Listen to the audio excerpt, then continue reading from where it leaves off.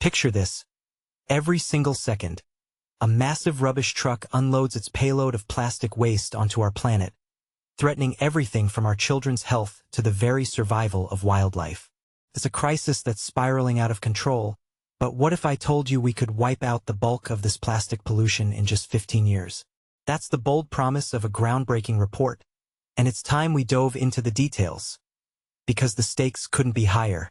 A staggering 66 million tons of plastic packaging waste floods into the global environment every year. But according to fresh research, we could virtually eradicate this problem by 2040, mostly through smart reuse and return initiatives. This comprehensive study, the most extensive look at the world's plastic ecosystem to date, was conducted by the Pew Charitable Trusts in partnership with experts from prestigious institutions like Imperial College London and the University of Oxford. Plastic, once hailed as a revolutionary modern marvel, is now a ticking time bomb endangering public health, global economies, and the future of our planet.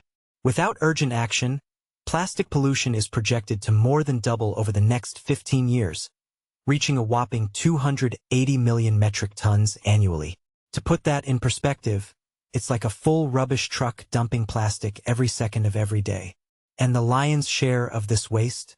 It's from packaging those everyday items like soft film wraps, shopping bags, bottles, and rigid tubs for veggies, margarines, beverages, fish, and meat. This surge will wreak havoc on every corner of life, from crippling economic losses to severe public health crises and accelerated climate change, as outlined in the report titled, Breaking the Plastic Wave 2025. The rapid expansion of plastic will jeopardize human well-being and livelihoods via soaring pollution in land, water, and air, plus exposure to harmful toxins and heightened disease risks, the researchers warn. It will also lead to greater ingestion and entanglement for wildlife, causing more animals to endure sickness, harm, and fatalities. To help beginners grasp this, think of it like this. When plastic breaks down into tiny microplastics, they infiltrate our food chain, potentially ending up in the fish we eat or the air we breathe, leading to long-term health issues like hormonal imbalances or even cancer. Plastic production, which relies heavily on fossil fuels, is set to jump by 52% from 450 million tons this year to 680 million tons by 2040.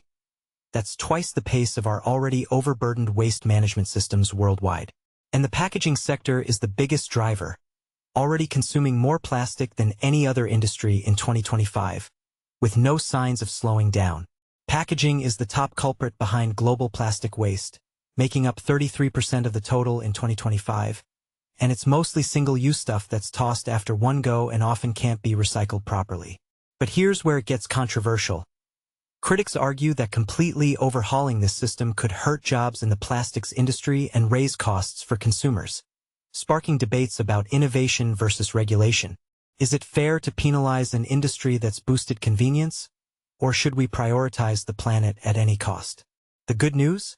Packaging pollution could be nearly wiped out with coordinated efforts like deposit return schemes, where you pay a small fee for bottles or containers upfront and get it back when you return them, and reuse systems, such as bringing empty containers back to shops or cafes for refills.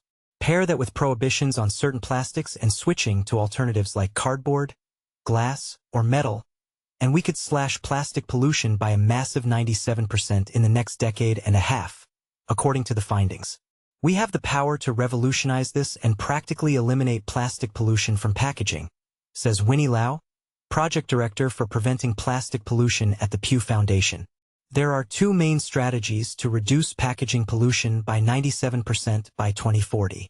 The most impactful are reuse and return setups, which would tackle 2/3 of the issue. The other is curbing plastic production for packaging and opting for alternatives like cardboard, glass, metal, and outlawing specific polymers. And this is the part most people miss. Plastics aren't just littering our oceans. They're infiltrating our lives in ways that affect health directly. From kids playing with toys to folks living near chemical factories, human exposure to plastics introduces over 16,000 intentionally added chemicals, plus countless unintended contaminants. Research has already connected many of these to problems like hormone disruption, reduced fertility, lower birth weights, cognitive delays in children, diabetes, and higher risks for heart disease and cancer. For beginners, Imagine a plastic bottle releasing chemicals into your water. It's a silent health threat we often overlook.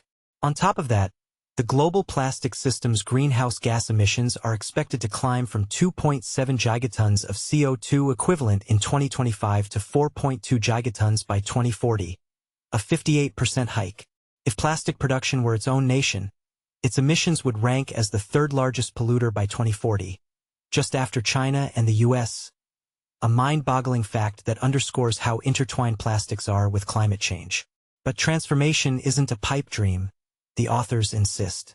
With changes in waste handling, cuts to production, and widespread reuse and return programs, we could cut plastic pollution by 83%, slash emissions by 38%, and reduce health impacts by 54%.